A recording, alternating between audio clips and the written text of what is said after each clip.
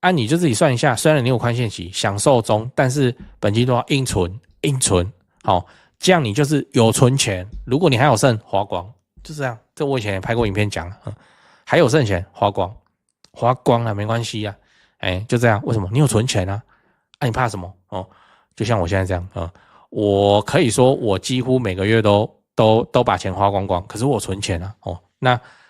就是那个房贷本利和都要缴，我都没用宽限期嘛，我他妈缴，所以我有存钱那我这边花我的钱，我就不会担心，因为先存了嘛。好，这样子你说我生活跟消费上有什么很不平衡的地方？完全没有，我不知道为什么要有，就很 OK 啊，就可以这样啊。只要你有去做那个存钱的动作，就没有事情，反正你就硬存就对了啊。20年的人生剧本可以怎么走先说结论，尽量多拿头期款，让房租可以冲掉你的房贷，这样你持有就没有压力啊。你不是永动机吗？你放着不理它都行那你就能够持有很久很久。嗨，我是买房阿元，订阅买房阿元，我先祝你老了有房也有钱。我们上一支影片聊了高雄庙宇附近的房子可以买吗？如果你还没看过的话，可以看一下。那今天我想跟你讨论20年的置产剧本可以怎么走这是来讲一个那个会员来问我的问题，我真的是觉得很感慨啊我简单讲一下内容，就是这个会员他之前一直都是在租房子，不是收入不好那时候非常的高但是他就是不想要因为买房子就压缩到自己跟家人的生活品质这样。然后有一天他那个女儿就跟他说为什么没有自己的房子因为他每次要在墙上要粘一些海报或者干嘛，要订一些海报啊，都会被骂这样。所以他就觉得说这个怎么我是想要给家人好的生活品质，结果那个家人想要自己的房子，就这样。那他就开始认真去看房子，然后买房子的时候也有买那个房屋寿险就是为了确保，就是那个嘛经典 slogan 嘛，留爱不留债嘛就这样，就是怕发生什么意外的话，小孩子就可以继续住这个房子，他老婆也没什么事情因为那个房贷就银行去缴掉，就这样，不会说什么啊，就家里的经济支柱走了，结果还在那边缴不出房贷，然后搞得要流落街头这样很惨这样。好，那个房贷寿险有变化球我之前看讨论区我在讨论，反正重点你可以不保你那个最后几年那个保费就会差很多啊。那后来他就觉得说其实买房子想一想看一看好像还可以啦，还不错啦以他的收入来说没有像外界讲那么恐怖啦。他以前就是觉得就算了就房子这件事情不关他的事。那现在看一看还好，他很幸运他有那个实力负担得起这样他觉得也还好，没有外面想象那么恐怖然后他就觉得说那一间房子好像不太够呢那因为他的小孩现在还在念书啦，然后他感觉自己这个小孩没有很厉害就废的这样啊，结果从小到大又走了那个富养小孩的路线，他就会怕说未来这个小孩没有能力去负担未来的房地产，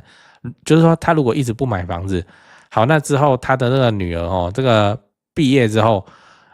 去社会工作，他直接要去单挑10年后的房价，你很厉害吗？你那个黄仁勋吗？会怕让小孩子没有办法了然后他就来问我说有没有那个很安全的那个人生资产规划剧本这样。你看天下父母心这个会员本来都没有打算要买房子的，结果因为小孩一句话想要贴海报，想要粘东西他就想说那就来自助一下，就一去研究，一间好像不太够就这样怕小孩以后长大吃苦嘛然后被男人骗嘛，或是怎么样的嘛那所以想要帮他把房子准备起来这样伟大的父母我觉得中产阶级夫妻在网络上的声量是小的，你看那个青鸟，你看那个大罢免这个那个 PTT 都是他们的新闻中产阶级夫妻在网络上声量其实为什么都在加班对白天都在上班被主管念被老板骂，然后赶快去接小孩，然后晚上回来累了跟什么样，准备明天的报告 no 哪有什么时间在网络上一直泡在网络上跟人家发绯闻这台湾的坚强的中流砥柱中产阶级夫妻，那我们要敬佩这些人我也是中产阶级那我敬佩你，你也可以敬佩我一下这样。好，那就来讲有没有很安全的剧本可以操作所以你要知道能走超长期的剧本长怎样。那我先说我现在讲的剧本也不是说什么你弄了以后然后就可以叫20年你都不要理它这样，而是说现在这个政策版本环境底下这个做法比较稳健，这个剧本几乎没有什么风险，因为我自己就是用这个剧本来做的，我分享给你。好，当然我见识有限啦，因为房地产他妈厉害的那边奇技淫巧，我也不知道啦，我也不想知道啦，反正我就做这个。那会一堆怪招的，我看也还好啊，他们可能3-5年很风光，可是他好像10年后后来聊天聊起来，他现在在做什么？我不知道，你最近有联系吗？我不知道，都会变成这样。好啦，可能归隐山林躲起来钓鱼之类。那就是保守剧本来就是第一个可以考虑让你的小孩先背上房子，你可以怎么样买一间中古3房。等一下，你现在是不是觉得我在讲干话？可就真的啊，就可以这样啊。多少人是因为那个小朋友在外地念大学啊，就买一间，然后让他当房东去管自己的那个租客，就他同学啦，就这样。男生的话顺便找女朋友嘛，那女生的话就是看哪个男生比较中意的嘛，然后就这样啊，然后之后也会争执。因为我同学他爸妈就是这样，他之前他后来考上辅大附近就买，辅大那附近都工业宅，你知道吧？就贷款比较不顺利啊，不过他爸开工厂了啊，就弄啊，就很好啊，顺风顺水的啊，房子到现在也没卖，就不是很好嘛。然后遇到什么？遇到温仔菌虫化，我靠，就这样。然后看是租给同学还是学弟学妹之类的，不是说叫小朋友当人头，而是说就他练习这件事情练习当房东这件事情，以后再差他都可以怎样去代租代管或包租代管业为什么？因为技能都点好了，然后东西坏了叫他自己修。当然水跟电你去教他，你去现场去协助他弄，然后教他自己修。我个人认为这个是个很重要的生活技能然后请人超贵的他就自己弄啊。但是以后再费让网络上发一发，现在不是有那种小鸡上工嘛那个发一发，或是那个短影片拍一拍，应该也会有案子就这样整理的案子或是怎么样。我会建议把自产的房子都搞成财富的永动机那接下来就是你第2屋第3屋要怎么操作了我的建议有3个。第一个是不要去用挂式在那边把房子清掉了以后增贷以后过水以后还是去买房子。现在央行就跟你讲不行嘛你就硬要干，然后再来问我怎么办。我靠，这个公开频道呢，你是要我讲什么？你是很想看我被抓去关是不是就不要去做挂。这个很多人在说，我有一次会员影片专门在讲挂式那结论就是不要去乱碰挂。但是我怎么不会？我怎么不知道？我就不想弄嘛，就这样。为什么？因为挂式你中间有一个关卡要过水嘛，然后过水嘛讲了斩钉我去股票趴一阵子就没事了，美国关税。对啊，那恐怖来机。你要拿房地产增大的钱去做，没有不行。本来那个理财型房贷理财就是这种用途。我会怕吗？我就会怕嘛。手上捏着股票我睡不着了，那个手上捏着房子我睡得很安稳了就是这样嘛。所以这一次我是没什么事情当然你们股票人风光大赚的时候，你们在笑我说那个房地产人趴在地上给你们笑，我没差。等70岁的时候，我一直认为人生结算时刻是70岁，不是现在都是就是慢慢爬而已。好，那长期安稳的做法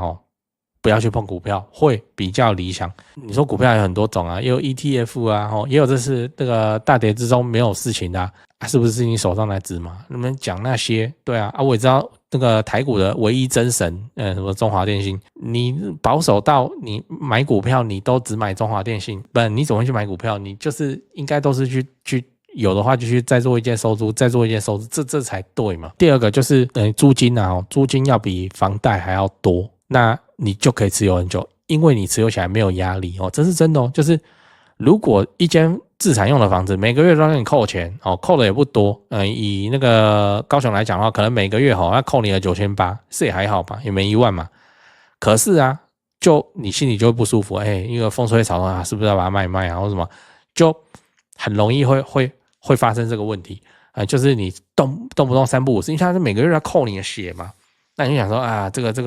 这个还在流血的伤口，我是不是要把它贴起来算了就会这样子想。那房子很可能会留不久，有个风吹草动，像这次那个台股被爆破，然后台湾房地产不是大家都看空吗？但是把它卖一卖算了就会发生这些事，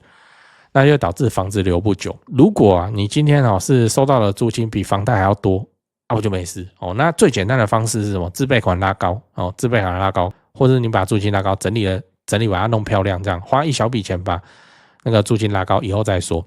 实现什么？实现你把那个租金去对冲你的房贷，还有剩钱，这些房子你就可以放很久很久哦，很久很久。到时候不一样哦，它不是每个月在扣你的血，它是每个月在给你钱，也没多少钱，可能扣一个每个月都给你了1350块哦，那也是钱啊，对啊，你就觉得说哦，这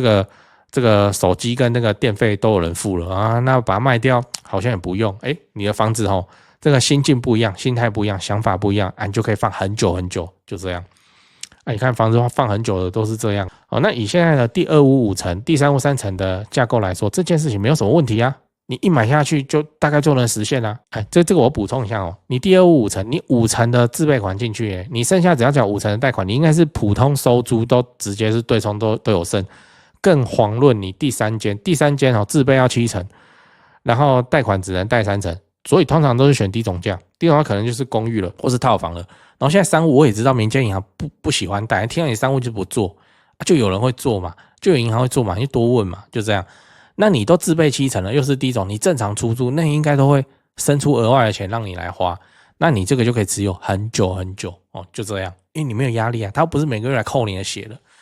就这样。那第3个就是听政府的话哦，政府现在在干嘛？政府现在在提倡啊，就不要那边搞隐形房东，你就给我乖乖报税，然后电费你不要超收哦，你就乖乖照做，就这样。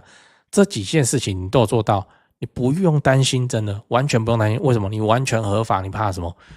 哦，那加上你房贷缴起来没有压力，因为租金冲贷款还有剩。为什么？因为你自备款拉高嘛，然后你做房东也是合法的嘛，哦，不用担心政府会对你怎么样。然后等你的小孩毕业以后，闲置的这些房子叫他去管哦，他那个时候已经有了当房东的经验哦，管过同学，管过后来学弟学妹，然后接手收租其他的房子，就不会出什么问题。反正租客有什么事情他大概都知道。然后就算未来他不太会赚钱，至少这几间房子正在收租，可以让他过得不错。你说那个屋龄只会越来越老，撞到都根哦，那就没差。他工作能力好，工作能力不好，那都不重要了哦。就这样，他只要性格好，品德好哦，然后不要乱搞，都没有什么问题。他安稳度日，一辈子有饭吃，都是做得到的事情。那个你说要饿死或什么的，你只要有留这几间收租给他，真的很难哦，真的很难。哦，对哦，这几件事情先讲，不然怕忘记。就现在不是房地产吹冷风嘛，这已经是事实了。那我自己的观察是这样哦，跟你分享一下。先说台北哦，台北市、新北市。那台北目前依然持续在成交哦，那成交的行情没有特别的高，也没有特别的低，就行情这样。只是说现在的买方分布已经变成说 50% 是自住换屋哦，那 50% 是财富传承，投资客几乎都离开台北了。那我想这个也不赖嘛，就没有投资客在那边恶性炒作哦。那前面讲到那个 50% 自住换屋，自住换屋很重要的考量就是小朋友的学区哦，所以蛋黄依然非常坚挺哦。那 50% 的财富传承哦，那财富传承讲的就是就天龙人嘛哦，有钱的天龙人，那通常都是怎样？长辈就是看生几个小孩，然后每个小孩一人帮他们买一间这样哦，要给小孩的这种属性，所以他那个也没有要投资，也没有要炒作啦，就是保值就好哦，财富传承哦。那你有钱，你要放在全台湾最顶尖的房地产市场哦，来自住换屋或是财富传承都可以哦啊。只是说现在成交在4500万以上，已经是目前的常态哦。我居然还有观众哦，去买超过1亿的大安区房子，然后他们说我台北前辈的团队服务是非常的顶级啊，他们的家族很满意这样。对，所以你要看那些财富传承用的房子或者好学区的房子哦，你就加我前辈的 LINE 小老鼠拜台北，小老鼠买台北这样，加了你就看到他的大头贴那个是助理在顾的那他们会不定期的 po 这些房子给你参考。OK 啊，那讲完台北讲高雄高雄的情况是也一样市场降温那之前的乱买乱出价族群就不见了，我认为这样很好，因为这样子我们就可以专心瞄准重大建设，就比较不会有那外行乱出高价的乱，你知道。那自从我拍了会员影片我会员影片不是都会拍重大建设嘛，那陆陆续续我拍了高雄的重大建设有楠梓台积电到凹子底3大开发案、富邦凹子底 BOT 案到71期市地重划、新高雄火车站，到亚洲新湾区哈。你们观众很奇怪哈，我拍一个重大建设，你们就跟着买一个重大建设附近。高雄我是很有信心啊，没想到说，这个观众好像比我还有信心哦，买的比我还贵，买的比我还多，真是蛮夸张哦。那看好高雄，你瞄准重大建设，就找我推荐的台湾房屋美术之星店哦。那在高雄你要卖还是要买哦？那你就给他们一条龙就好了，就跟我一样，我过去10几年都是他们处理的，这是真的哦。那我付的中介费这样子加起来早就超过7位数。那你看我还是愿意推荐他们，就是真的很没问题嘛，很专业，很 OK。他们的 LINE 是小老鼠 go go go go go， 小老鼠5个 go。那他们有答应我说会 po 在这支 LINE 的房子是都会挑过就是专门给买房阿元的观众。那这些房子都怎样？都适合自产，也都在重大建设旁边，你可以加那个 LINE 来看看高雄没有台北那么贵啊。祝你自产顺利，来高雄玩得开心，赞赞。讲八卦讲八卦。我那个会员朋友在聊天，他就说什么存钱买房那怕存得很痛苦，因为想要消费，想要维持生活品质。这个我不是有讲过了？对，这个就是怎样，这一样是心态在作祟，因为他那个消费的钱不是必定要花。我现在没有讲什么心灵鸡汤，而是很务实的做法，就是说那你买房子，你有宽限期的话，你就自己手机按一按，如果没有宽限期，1个月要缴多少？虽然你有宽限期，可是你就是把那个本金的部分硬生生给它存下来你自己存。因为银行在审你的条件，他不会说这个人缴得出宽限期，可是一旦本利摊完他就会爆了，好没关系，我们放8成给他，不会有这种银行吧？对啊，如果有也不在台湾啦，银行都是怎样，都是算过你的本利 OK， 那他会放给你嘛除了初期的新青安我那个月薪3万给他放1000万的那后来都收敛很多了嘛。总之我要表达的就是你就自己算一下，虽然你有宽限期享受中，但是本金都要硬存这样你就是有存钱，如果你还有剩花光，就这样。这我以前也拍过影片讲了还有剩钱花光了没关系就这样。为什么？你有存钱你怕什么就像我现在这样我可以说我几乎每个月都把钱花光光，可是我存钱那就是那个房贷本利和都在讲，我都没用宽限期嘛，我他妈缴，所以我有存钱那我这边花我的钱我就不会担心，因为先存了嘛。好，这样子你说我生活跟消费上有什么很不平衡的地方？完全没有我不知道为什么要有就很 OK 就可以这样只要你有去做那个存钱的动作就没有事情，反正你就硬存就对了你说那个怕压缩到消费品质或什么，我跟你讲必定会压缩到，但是你要让你自己心态比较好过一点，你就是存钱存钱是什么？你在吃宽限期，你就把本金都硬拿出来，然后自己有没有硬存这样你就有存钱，剩下的钱还有剩你就花不用管了，没有差了，就这样了你的心态会好了之后就不会出现一种事情叫做报复性反弹、报复性消费，就是说他一直 cam 到有一天他觉得说这个房价跟他无关报复性消费直接把这几年存的钱一次把它干光光。很常见也不是拿去消费什么，而是说他就会把它拿去投资一个什么东西，然后经过被人家骗或者怎么样，或行情问题又被血洗。像我去看那个股票版 PTT 股票版，我是没有做，可是我好爱看那里真的，那里面有超多的键盘经济学家，好厉害每个人讲的都有道理。我觉得经济学家就是这样，就是100个经济学家100个都有道理，那到底要听谁的这样？然后我就在那边看，我看到一个故事呢，他就是说什么他这辈子没有花过大钱，都一直省吃俭用，然后都存在股市里，然后为了让家人过更好的生活怎样，然后遇到这次股灾心灰意冷，然后好惨对不对？